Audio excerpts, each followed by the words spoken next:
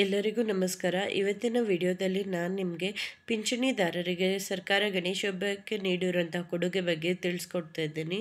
ಅದೇನಂತ ಪೂರ್ತಿಯಾಗಿ ವಿಡಿಯೋನ ನೋಡಿ ತಿಳ್ಕೊಳ್ಳಿ. ಹಾಗೂ ಇದು ಕೇಂದ್ರ ಸರ್ಕಾರಿ ದಿಂದ ಪಿಂಚಣಿ ಪಡೆದುಕೊಳ್ಳುವವರೆಗೆ ಇರುವಂತಹ ನ್ಯೂಸ್ ಆಗಿರುತ್ತೆ. ನೀವೇನಾದರೂ ರಾಜ್ಯ ಸರ್ಕಾರಿ ನೌಕರರು ಅಥವಾ ನಿವೃತ್ತರಾಗಿದ್ದರೆ ನನ್ನ ಚಾನಲ್ನಲ್ಲಿ ಲೇಟೆಸ್ಟ್ ಅಪ್ಡೇಟನ್ನು ಗೌರ್ಮೆಂಟ್ ಎಂಪ್ಲಾಯೀಸ್ ನ್ಯೂಸ್ ಅನ್ನೋ ಪ್ಲೇಲಿಸ್ಟಲ್ಲಿ ಆಲ್ರೆಡಿ ಅಪ್ಲೋಡ್ ಮಾಡಿದ್ದೀನಿ. ಅದನ್ನು ನೀವು ನೋಡಿ ತಿಳಿದುಕೊಳ್ಬೋದಾಗಿದೆ.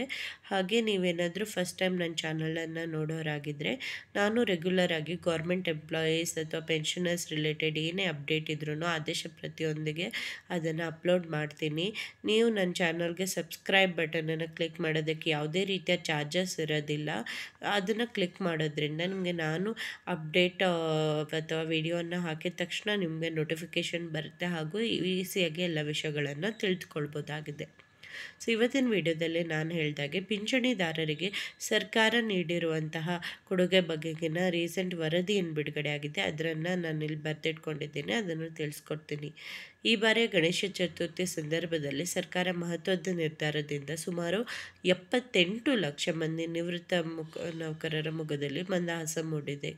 ನೌಕರರ ಪಿಂಚಣಿ ಯೋಜನೆ ಅಥವಾ EPS 95 ಅಡಿಯಲ್ಲಿ ಅಂದರೆ ಎಂಪ್ಲಾಯಿ ಪೆನ್ಷನ್ ಸ್ಕೀಮ್ ಇರುತ್ತಲ್ಲ, ಅದರ ಅಡಿಯಲ್ಲಿ ಪಿಂಚಣಿ ಏರಿಕೆ ಬಗ್ಗೆ ಮಹತ್ವದ ಸುದ್ದಿ ಹೊರಬಿದ್ದಿದೆ. ಅದೇನೆಂದರೆ ಹಣದುಬ್ಬರದಿಂದ ಬೇಸತ್ತಿದ್ದ ಜನರಿಗೆ ಉತ್ತಮ ಜೀವನ ನಡೆಸಲು ನೆರವಾಗುವ ನಿಟ್ಟಿನಲ್ಲಿ ಇದೀಗ EPS 95 ಯೋಜನೆಯಡಿ ತುಟ್ಟಿಭತ್ಯೆ ಜೊತೆಗೆ ಕನಿಷ್ಠ ಪಿಂಚಣಿಯನ್ನು 8,000ಕ್ಕೆ ಏರಿಸಲಾಗಿದೆ ಎನ್ನಲಾಗುತ್ತಿದೆ. ಕನಿಷ್ಠ ಪಿಂಚಣಿ ನೀವು ಕೇಂದ್ರ ಸರ್ಕಾರದಿಂದ ಯಾವುದೇ ಒಂದು ಎಷ್ಟು ಚಿಕ್ಕ ಹುದ್ದೆಯಲ್ಲಿದ್ದರೂ ಕೂಡ ನಿಮ್ಮ ಮಿನಿಮಮ್ ಪೆನ್ಷನ್ 8,000 ಆಗಲಿದೆ.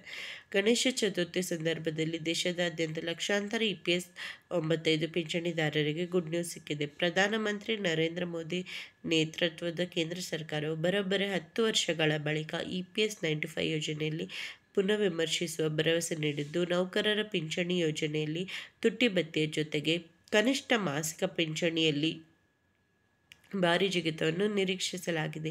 ಮೋದಿ ಸರ್ಕಾರವು ನಿವೃತ್ತ ನೌಕರರ ಬಹಳ ದಿನಗಳ ಬೇಡಿಕೆಯಾಗಿರುವ ಕನಿಷ್ಠ ಪಿಂಚಣಿ ಪ್ರಸ್ತಾವನೆ ಬಗ್ಗೆ ಸಕಾರಾತ್ಮಕವಾಗಿದ್ದು, ಹಣದುಬ್ಬರದಿಂದ ಜೀವನ ಸಾಗಿಸುವುದೇ ಕಷ್ಟ ಎನ್ನಿಸುತ್ತಿದ್ದ ಪಿಂಚಣಿದಾರರಿಗೆ ಉತ್ತಮ ಜೀವನ ನಡೆಸಲು ನೆರವಾಗಲಿದೆ ಎಂದು ಊಹಿಸಲಾಗಿದೆ.